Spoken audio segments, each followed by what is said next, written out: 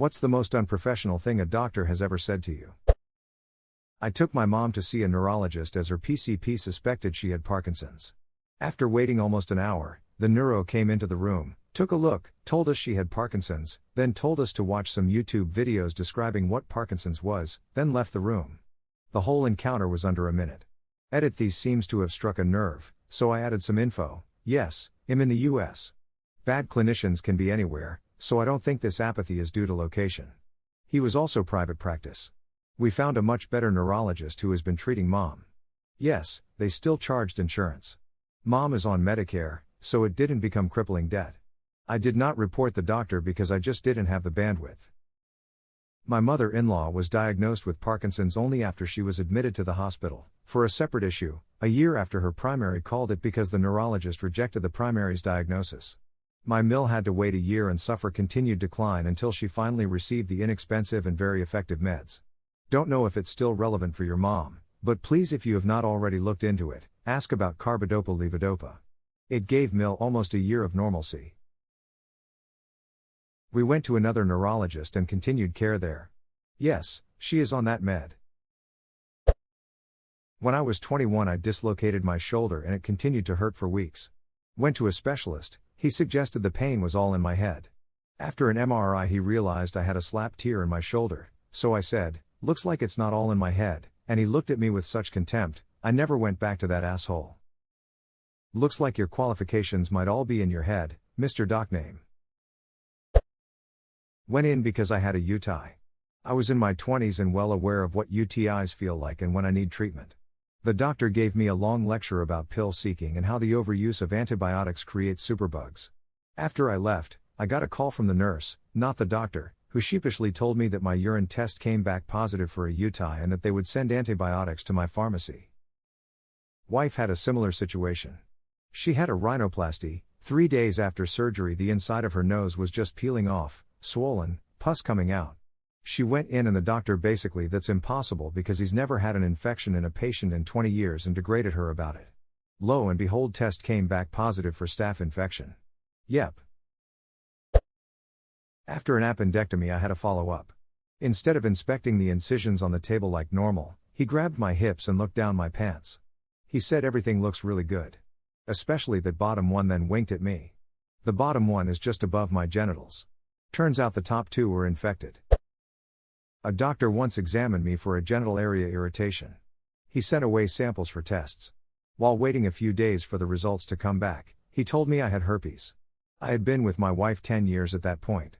Imagine the next few days where we go off on each other for giving the other one herpes. Imagine the strain that puts on a marriage with all the implications, accusations of being unfaithful, deceitful, etc. The anger, the hurt, the emotional damage, the betrayal. I had a bladder infection. Had a similar experience. Had a yeast infection, but the doctor insisted it was gonorrhea. After saying I was in a monogamous relationship, he said in a room with other med staff that it was definitely an STI and looked at me with such patronizing pity. Tests came back 3 days later for a yeast infection and negative for all STIs. Asshole. Oh my god, I had such a similar experience once. I went to one of those fast clinics because I had a UTI. I knew I had a UTI, I'd gotten them before and had all the same symptoms. Nurse asked me if it was possible I had an STI. Now, I grew up only hearing them called STDs, so I'm confused and asked what that was. The look the man gave me when I asked for clarification was the most patronizing look I've ever experienced. At that point he clearly thought it was an STI and I was a dumb girl, so I had all those tests run as well. I got prescribed antibiotics to treat a UTI but was instructed to not take them until the lab results came back. Fast forward 3 days and I get a call saying all the STI tests were negative. I asked the lady if I could start taking the antibiotics I was given for the UTI and she was aghast that had been instructed to wait. Needless to say, I've never returned to that clinic. Nope, I can't feel any lump. I was convinced I felt a lump in my testicles. The doctor couldn't feel it. Ended up taking way longer than acceptable to get an ultrasound, roughly 6 weeks. And yes, it turned out to be cancer. I'm all good now, but that was BS. Edit: due to the attention this is getting, I added some info about testicular cancer below. Testicular cancer is the most common form of cancer for men aged 20 to 35. It's also the most treatable form of cancer nowadays, so don't panic if you feel a lump. The lump itself felt like a small BB inside my testicle. Not super noticeable. The consistency was hard and it didn't give at all when pressed. Usually there is no pain accompanied with the tumor. I could feel it when holding my ball between my thumb and forefinger. I should also add I had to insist that I felt something when visiting the doctor, and if I hadn't I don't think it'd have gotten an ultrasound. If you feel something isn't normal, trust yourself. It wasn't what was said, but I did have an appointment where the doctor just never showed up. I was in the examination room for about 45 minutes when Ma walked in and asked me what I was doing there. When I said I was waiting for the doctor already left. We're closing. Instead of calling the doctor back, they made me schedule another appointment. I found a new office instead. I was sitting in the waiting room for about 30 minutes and get a call from the doctor's office saying that I'm getting charged the missed appointment and will have to reschedule. I stood up and looked at them and said I'm right here, and all their faces went blank. They got me in to see the doctor right away, but that was the last time I went to that office. Oh, I'm sorry, I require 24 hours notice for a cancellation. Now, as I see it, you owe me $75. Look, Mr. Costanza. Will that be cash or check? When I was 8 years old, I was at the dentist for a cleaning. He mentioned that I had a frenulum under my tongue, which is a small, unneeded extra piece of tissue that attaches the tongue to the bottom of the mouth. He said that he could remove it, his reasoning being that my future girlfriends would appreciate it if I had a more mobile tongue. When you were 8? Yes, when I was 8. I didn't understand what he was saying until much later in life. You're not depressed, you don't look sad. You must just be tired. Here, take these sleeping pills, but don't take them all at once. Yeah, I am tired. But 247 for the last 10 years, so.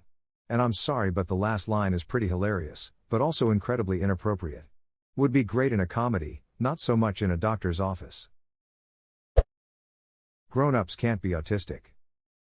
What did they think happens when autistic children grow up? They simply despawn.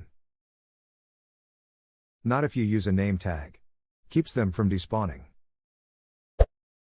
During a consultation told me he refused to consider a surgery on the basis that he has the same condition and can exercise just fine. He then proceeded to actually tell me I didn't need to pursue physical wellness as I looked okay, especially compared to the average person from your town, you know? With a wink. Like, bruh, you have me leave work to drive an hour to refuse to help me out and then insult my hometown. I disputed the $300 consultation bill on the premise that there was no service given and they dropped it. There is so much to unpack here. The fact that he dismissed your issue. The fact that he dismissed it on the basis of personal experience. The fact that he, a doctor, told you physical wellness isn't important and then predicated that on you being, I am guessing, thin, which has its own levels to unpack. And then makes a weird comment about your hometown. It's almost hilarious because it's all so absurd. You weren't sexually abused, that doesn't happen to boys. That's so ducked. Hope you're able to heal from that experience. I'm doing better, thanks. My mom had some symptoms that resulted in a scan of her brain. It sort of looked like she might have a tumor or water on the brain or something. When giving her the results, the doctor said, maybe this is God's way of saying it's time.